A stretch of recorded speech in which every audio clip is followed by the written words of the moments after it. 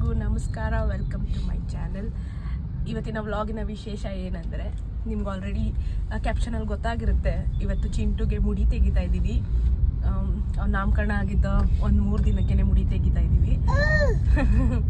Okay, tractor ಎಲ್ಲಿ ಮಗನೇ? Tractor ಎಲ್ಲಿ? ನನ್ನ ಮಗನಿಗೆ ಟ್ರ್ಯಾಕ್ಟರು, JCB ಮತ್ತು ಸ್ಕೂಲ್ ಬಸ್ಸು ಇದೆಲ್ಲ ನೋಡಿದ್ರೆ ಒಂದು ರೀತಿ ಎಕ್ಸೈಟ್ಮೆಂಟು. ತುಂಬ ಖುಷಿ ಪಡ್ತಾನೆ ಅದನ್ನೆಲ್ಲ ನೋಡಿದ್ರೆ. ಅದನ್ನು ನಮಗೂ ತೋರಿಸ್ತಾನೆ, ನೋಡಿ ಅಂತ. ಸೊ ಇವಾಗ ಮುಡಿ ತೆಗೆಯುವ ಶಾಸ್ತ್ರ ಇದೆ, ಅದಕ್ಕೆ ಹೋಗ್ತಾ ಇದ್ದೀವಿ ನಮ್ಮ ಮನೆಯಿಂದ. ಇವಾಗ ಟೈಮು 8 ಗಂಟೆ ಆಗಿದೆ. ದೇವಸ್ಥಾನಕ್ಕೆ ಹೋಗಬೇಕು 9 o'clock ಅಷ್ಟೊತ್ತಿಗೆ. ಮುನೇಶ್ವರ ಸ್ವಾಮಿಗೆ ಮುಡಿ ಕೊಡ್ತಾ ಇರೋದು. ಇವಾಗ ನಮ್ಮ ಮನೆಯಿಂದ ನಾನು, ನನ್ನ ಬೇಬಿ ಮತ್ತು ನಮ್ಮ ಯಜಮಾನ್ರು 3 ಜನ ಹೊರಟಿದ್ದೀವಿ. ಈಗ ನಮ್ಮ ಅಮ್ಮನ ಮನೆಗೆ ಹೋಗಬೇಕು, ಯಾಕಂದರೆ 2 ಕಾರ್ ಬೇಕಾಗುತ್ತೆ. ಸ್ವಲ್ಪ ರಿಲೇಟಿವ್ಸ್ ಕೂಡ ಇದ್ದಾರೆ, ಎಲ್ಲರಿಗೂ ದೇವಸ್ಥಾನಕ್ಕೆ ಕರ್ಕೊಂಡು ಹೋಗ್ಬೇಕಲ್ವ. ದೇವಸ್ಥಾನ ಇರೋದು RT ನಗರಲ್ಲಿ. ಅದಕ್ಕೋಸ್ಕರ ನಮ್ಮ ಅಮ್ಮ ಮನೆಗೆ ಹೋಗ್ತಾ ಇದ್ದೀವಿ. ಇವಾಗ ಫಸ್ಟು ಅಲ್ಲೋಗಿ ಬ್ರೇಕ್ಫಾಸ್ಟ್ ಮುಗಿಸ್ಕೊಂಡು ಅಲ್ಲಿಂದ ದೇವಸ್ಥಾನಕ್ಕೆ ಹೋಗ್ತೀವಿ.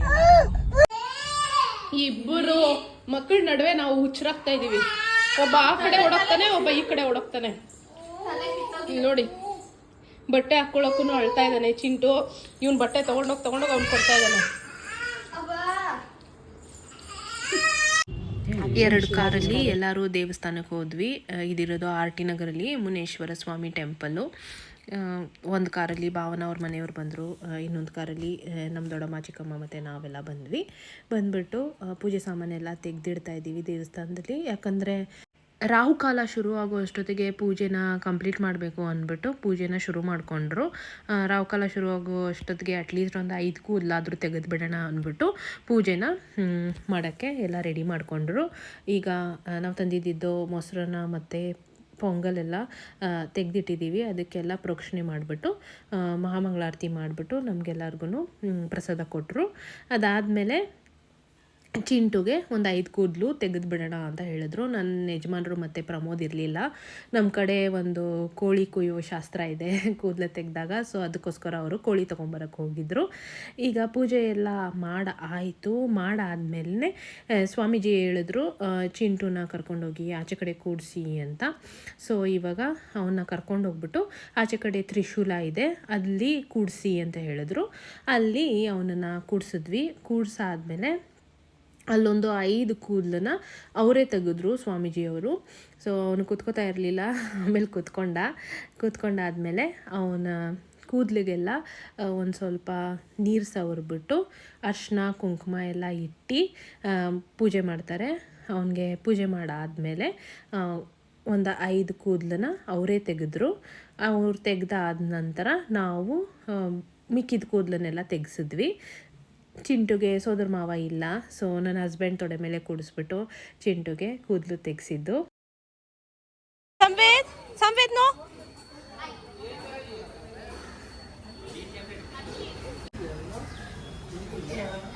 ಅರವಿಂದ್ ಹೇಗಿತ್ತು?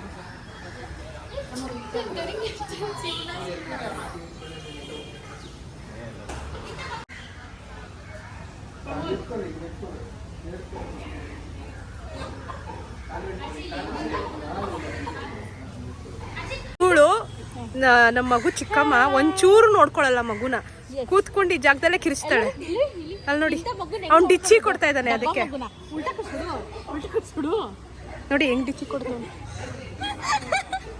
ಅಲ್ಲಿ ನೋಡಿ, ನನ್ನ ತಮ್ಮಗೆ ಕೋಳಿ ಅಂದ್ರೆ ಎಷ್ಟು ಭಯ, ಓಡೋಗ್ತಾ ಇದ್ದಾನೆ. ಕೋಳಿ ಅಂದ್ರೆ ಭಯ.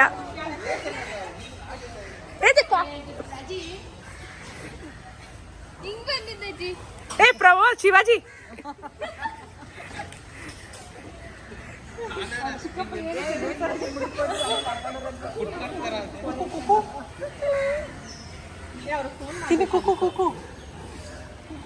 ಮುಟ್ತಾನೆ ಅವನು.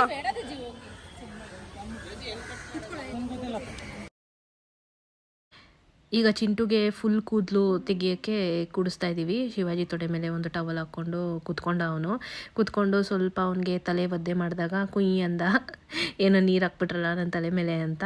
ಆಮೇಲೆ ಭಾವನ ಮೊಬೈಲಲ್ಲಿ ಕೋಕೋಮೆಲನ್ ಹಾಕಿದ್ಲು. ಕೋಕೋಮೆಲನ್ ಚಿಂಟುಗೆ ತುಂಬ ಇಷ್ಟ ಅನಿಸುತ್ತೆ. ಅವನು ಕೋಕೋಮೆಲನ್ ಪ್ಲೇ ಆಗಿದ ತಕ್ಷಣ ಒಂಚೂರು ಅಲ್ಲಾಡ್ದಿರೆ ಕೂತಿತ್ತು ಮಗು, ಒಂಚೂರು ಅಲ್ಲಾಡಿಲ್ಲ. ಅವನಿಗೆ ತಲೆ ಕೂದಲು ತೆಗ್ದಿದ್ದು ಕೂಡ ಅವನಿಗೆ ಗೊತ್ತಾಗಿಲ್ಲ, ಅಷ್ಟು ಸೈಲೆಂಟಾಗಿ ಕೂತಿದ್ದ. ಫುಲ್ ಪ್ರೊಸೀಜರ್ನ ಅವನು ಸೈಲೆಂಟಾಗಿ ಮಾಡ್ಕೊಂಡ, ಒಂಚೂರು ಹತ್ತಿಲ್ಲ ಅವನು. ನಮ್ಮ ಯಜಮಾನ್ರು ಅವನ್ನ ಹಿಡ್ಕೊಂಡಿದ್ರು ಟೈಟಾಗಿ, ಅದು ಕೂಡ ಅವನಿಗೆ ಅನ್ಕಂಫರ್ಟೇಬಲ್ ಆಗಿಲ್ಲ. ಸುಮ್ಮನೆ ಮೊಬೈಲ್ ನೋಡ್ತಾ ಹಾಗೆ ಕೂತಿತ್ತು ಮಗು, ಹೇಗೆ ಕೂತಿದ್ದೇನೋ ಹಾಗೇ ಕೂತ್ಕೊಂಡು ಫುಲ್ ಕೂದಲು ತೆಗೆಸ್ಕೊಂಡ. ನಾವು ಅಂದ್ಕೊಂಡ್ವಿ ಎಲ್ಲಿ ಅಳ್ತಾನೋ ಅಂತ, ಬಟ್ ಅವನು ಒಂಚೂರು ಹತ್ತಿಲ್ಲ, ಆರಾಮಾಗಿ ಕೂತ್ಕೊಂಡ. ಕೋಕೋ ಮಿಲನ್ಗೂ ಒಂದು ಥ್ಯಾಂಕ್ಸ್ ಹೇಳಬೇಕು, ನಮ್ಮ ಮಗು ಸೈಲೆಂಟಾಗಿ ಕೂತ್ಕೊಂಡು ಮುಡಿ ತೆಗೆಸ್ಕೊಂತು.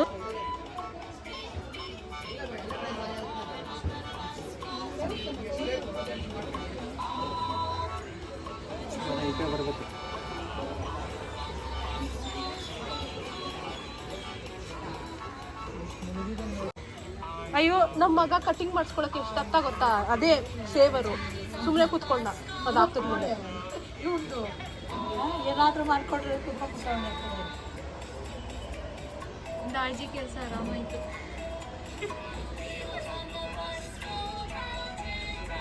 ನನ್ನ ಮಗನಿಗೆ ಕೂದಲು ತೆಗೆದಾಗ 1.1 ಮಂತ್ ಆಗಿತ್ತು, ಅಂದರೆ 1 ವರ್ಷ 1 ತಿಂಗಳಾಗಿತ್ತು. ಅಂದರೆ ತುಂಬ ಹತ್ತಿದ್ದ. ಈ ಕೋಕೋ ಮೆಲನ್ ತೋರಿಸಿದ್ರು ಅವ್ನು ಕೂತಿರಲಿಲ್ಲ. ಬಟ್ ಚಿಂಟು ತುಂಬ ಸೈಲೆಂಟಾಗಿ ಕೂತ್ಕೊಂಡು ಫುಲ್ ಪ್ರೊಸೀಜರ್ನ ಸೈಲೆಂಟಾಗಿ ಮಾಡಿಸ್ಕೊಂಡ. ಈಗ ನೋಡಿ ಆರಾಮಾಗಿ ನಿಂತಿದ್ದಾನೆ ಅವನು, ಒಂಚೂರು ಹತ್ತಿಲ್ಲ ಅವನು. ನೋಡ್ಕೋ ಕೂದಲಲ್ಲಿ ಚಿಂಟು, ಕೂದಲಲ್ಲಿ ಚಿಂಟು. ಚಿಂಟುಗೆ ಕೂದಲೆಲ್ಲ ತೆಗ್ಸಾದ್ಮೇಲೆ ಅವನಿಗೆ ಸ್ನಾನ ಮಾಡ್ಸೋಕ್ಕೆ ಕರ್ಕೊಂಡು ಹೋದರು.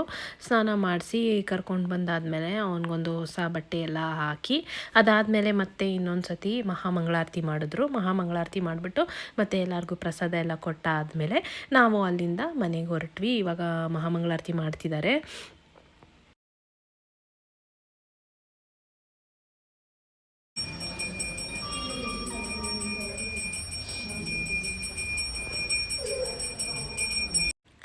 ಈಗ ಮುಡಿ ತೆಗ್ಸೋಕ್ಕೆ ನಮ್ಮ ಯಜಮಾನ್ರು ತೊಡೆ ಮೇಲೆ ಅಲ್ವಾ ಕೂಡಿಸಿದ್ದು. ಸೊ ಅದಕ್ಕೆ ಚಿಂಟುಗೆ ಮತ್ತು ನಮ್ಮ ಯಜಮಾನ್ರಿಗೆ ದೇವಸ್ಥಾನದಲ್ಲೇ ಕೂಡಿಸ್ಬಿಟ್ಟು ಒಂದು ಆರತಿ ಮಾಡೋಣ ಅಂದ್ಬಿಟ್ಟು ಅಲ್ಲೇ ಕೂಡಿಸಿದ್ವಿ, ಚಾಪೆ ಹಾಕ್ಬಿಟ್ಟು. ಸೊ ಇವಾಗ ಹೂವಿನ ಹಾರ ಮತ್ತು ಕುಂಕುಮ ಎಲ್ಲ ಇಟ್ಬಿಟ್ಟು ಅವ್ರಿಗೆ ಆರತಿ ಮಾಡಿಬಿಟ್ಟು ಒಂದು ಸ್ಮಾಲ್ ಗಿಫ್ಟ್ ಅಂತ ಕೊಡ್ತಾರೆ ನಮ್ಮ ಯಜಮಾನ್ರಿಗೆ, ಸೋದರ ಮಾವ ಅಂದ್ಬಿಟ್ಟು. ಈಗ ಆ ಶಾಸ್ತ್ರನ ಮಾಡಿಬಿಡೋಣ ಇಲ್ಲೇ ಅಂದ್ಬಿಟ್ಟು ದೇವಸ್ಥಾನದಲ್ಲಿ ಕೂಡಿಸಿದ್ದೀವಿ. ನನ್ನ ಮಗ ಕೂಡ ಹೋಗ್ಬಿಟ್ಟು ನನ್ನ ಹಸ್ಬೆಂಡ್ ತೊಡೆ ಮೇಲೆ ಕೂತ್ಕೊಂಡ್ಬಿಟ್ಟಿದ್ದ. ಚಿಂಟುಗೆ ನಾನು ಅಥವಾ ನಮ್ಮ ಹಸ್ಬೆಂಡ್ ಎತ್ಕೊಂಡ್ರೆ ಅವನು ಕೂಡ ಬರಬೇಕು ಅಂತ ಹಠ ಹಿಡಿತಾನೆ ಈ ನಡುವೆ.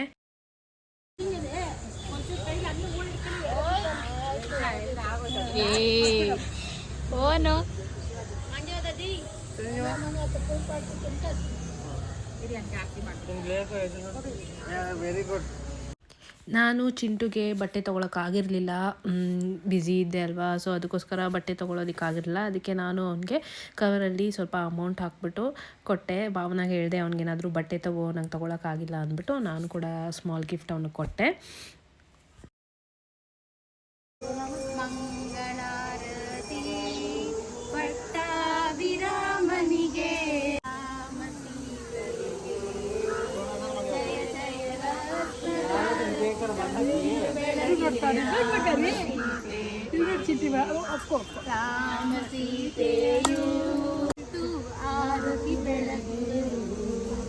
ಸೂರ್ಯ ಕಂಕಣ ವಂಕಿಯನೆತ್ತು ಆರತಿ ಬೆಳಗುವೆವು. ಈಗ ದೇವಸ್ಥಾನದಿಂದ ಮನೆಗೆ ಹೊರಟ್ವಿ. ಮನೆಗೆ ಹೋದ್ಮೇಲೆ ಅಲ್ಲಿ ಲಂಚ್ ಪ್ರಿಪೇರ್ ಮಾಡಬೇಕಿತ್ತು, ಯಾಕಂದರೆ ನಮ್ಮ ಅಪ್ಪ ಅವ್ರ ಮನೆ ಕಡೆಯವ್ರಿಗೆಲ್ಲ ಕರೆದಿದ್ವಿ. ಅವರೆಲ್ಲ ಆಲ್ರೆಡಿ ಮನೆಗೆ ಬಂದಿದ್ದರು. ಊಟಕ್ಕೆ ನಾನ್ ವೆಜ್ ಮಾಡಿದ್ವಿ, ಗೀ ರೈಸು, ಚಿಕನ್ನು ಮತ್ತು ಮಟನ್ ಸಾರು ಇದನ್ನೆಲ್ಲ ಮಾಡಿದ್ವಿ. ಸೊ ಮನೇಲಿ ನಾವೇ ಅಡುಗೆ ಮಾಡ್ಕೊಂಡ್ವಿ, ಯಾರಿಗೂ ಹೇಳಿರಲಿಲ್ಲ. ಸೊ ಊಟ ಎಲ್ಲ ಮಾಡಾದಮೇಲೆ ಈ ಥರ ಎಲ್ಲರೂ ಕೂತ್ಕೊಂಡು ಮಾತಾಡ್ತಾ ಇದ್ವಿ. ನನ್ನ ಚಿಕ್ಕಪ್ಪ ಅವರು ನಮ್ಮ ಅಪ್ಪನ ತಮ್ಮ. ಸೊ ನನ್ನ ಮಗನ ಅವರು ಕರಿತಾ ಇದ್ರು ಬಾಬಾ ಅಂತ. ಅವ್ನು ನಾಚಿಕೆ ಪಡ್ಕೋತಾ ಇದ್ದ. ಆಮೇಲೆ ಈ ನಡುವೆ ನನ್ನ ಮಗ ತಾತ ಎಲ್ಲಿ ಅಂತ ಕೇಳಿದ್ರೆ ನಮ್ಮ ಅಪ್ಪ ಫೋಟೋ ಕ್ಲೀನಾಗಿ ತೋರಿಸ್ತಾನೆ. ಅವ್ನು ಕನ್ಫ್ಯೂಸ್ ಆಗೋದ, 2 ಫೋಟೋ ಇತ್ತು ನಮ್ಮ ಅಪ್ಪಂದು. ನಮ್ಮ ಚಿಕ್ಕಪ್ಪ ಕೇಳಿದಾಗ ಆ ಫೋಟೋ ತೋರಿಸ್ಲಾ ಈ ಫೋಟೋ ತೋರಿಸ್ಲಾ ಅಂತ ಈ ಕಡೆ ಆ ಕಡೆ ನೋಡ್ತಾ ಇದ್ದ. ಸೊ ಎಲ್ಲರೂ ಕೂತ್ಕೊಂಡು ಮಾತಾಡಿದ್ವಿ. ಇಬ್ರಿಗೂ ರೂಮಲ್ಲಿ ಕರ್ಕೊಂಡೋಗಿ ಆಟ ಆಡಿಸ್ತಾ ಇದ್ದೆ ನಾನು. ಇಬ್ರಿಗೂ ಏನು ಇಷ್ಟ ಅಂದರೆ ಸ್ವಿಚ್ ಬೋರ್ಡ್ ಇಷ್ಟ. ಸ್ವಿಚ್ ಬೋರ್ಡಲ್ಲಿರೋ ಸ್ವಿಚ್ ಎಲ್ಲ ಆನ್ ಮಾಡ್ತಾರೆ, ಮತ್ತು ಆ ಸಾಕೆಟಲ್ಲೆಲ್ಲ ಇಬ್ಬರು ಕೈ ಹಾಕಕ್ಕೆ ಹೋಗ್ತಾರೆ. ನನ್ನ ಮಗನ್ನ ನೋಡಿ ಅವ್ನು ಮಾಡ್ತಾನೆ, ಅವನ್ನ ನೋಡಿ ನನ್ನ ಮಗ ಮಾಡ್ತಾನೆ. ಕಡೆಗೆ ಇವರಿಬ್ರು ಕಾಟನೇ ತಡಿಯೋಕ್ಕಾಗ್ದಿರೆ ನಾನು ದಿಂಬೆಲ್ಲ ಅಡ್ಡ ಕೊಟ್ಟರು ಇಬ್ಬರೂ ಅದೇ ಕೆಲಸ ಮಾಡ್ತಿದ್ರು. ಆಮೇಲೆ ಭಾವನ ಸೆಲೋಫಿನ್ ಟೇಪ್ ತೊಗೊಂಬಂದ್ಬಿಟ್ಟು ಆ ಸಾಕೆಟ್ಗೆಲ್ಲ ಹಾಕಿ ಮುಚ್ಚಿಬಿಟ್ಲು. ಮುಚ್ಚಾದ್ಮೇಲೆ ನನ್ನ ಮಗ ಎಷ್ಟು ಕಿಲಾಡಿ ಇದ್ದಾನಂದರೆ ಆ ಸೆಲೋಫಿನ್ ಟೇಪ್ನೇ ತೆಗಿತಾ ಇದ್ದ. ಮಾಡಿದ ಅಡುಗೆ ಎಲ್ಲ ಖಾಲಿಯಾಗಿ ಹೋಗಿದೆ. ಇವಾಗ ರಾತ್ರಿಗೆ ಅಡುಗೆನೇ ಇಲ್ಲ, ಏನು ತಿನ್ನಬೇಕೋ ಗೊತ್ತಿಲ್ಲ. ಹೋಗಿ ಮತ್ತೆ ಅಡುಗೆ ಮಾಡ್ಕೊಂಡು ತಿನ್ಕೊಂಡು ನಾವು ನಮ್ಮ ಮನೆಗೆ ಹೋಗ್ತೀವಿ. ಬಿಸಿದೆ ಅದು ಆಗುತ್ತೆ. ಫ್ರೆಂಡ್ ಸರ್ಕಲ್ ಹೆಂಗಿದೆ ಅದು ಹೆಂಗಿದೆ ತಿಳ್ಕೊಳ್ಬೇಕಲ್ಲ. ಅದನ್ನ ಮುಂದೆ ಕಾಲೇಜ್ ಸೇರ್ಕೊಂಡಾಗಲ್ಲ ಇನ್ನೂ ಕಾಲೇಜ್ ಹೋದ್ರೆ ಕಾಲೇಜ್ ಹೋಗೋರು ಸ್ಕೂಲ್ 8th ಸ್ಟ್ಯಾಂಡರ್ಡ್ ಇಂದ ಈಗ 8th ಕ್ಲಾಸ್ ಇತ್ತ. ಈಗ ತರಲೆ ಸ್ಟಾರ್ಟ್ ಮಾಡ್ತಾರೆ ಎಲ್ಲ.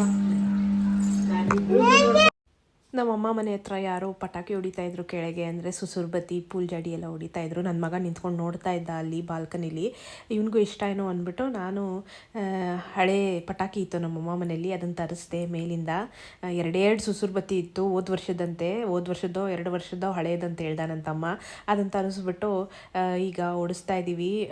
ನನ್ನ ಮಗ ದೊಡ್ಡವನಾದ್ಮೇಲೆ ಇದೇ ಫಸ್ಟ್ ಟೈಮ್ ಅವನು ಸುಸುರ್ಬತ್ತಿ ನೋಡ್ತಾ ಇರೋದು. ಅವತ್ತು ನೋಡಿದ್ದು ಫಸ್ಟ್ ಟೈಮು.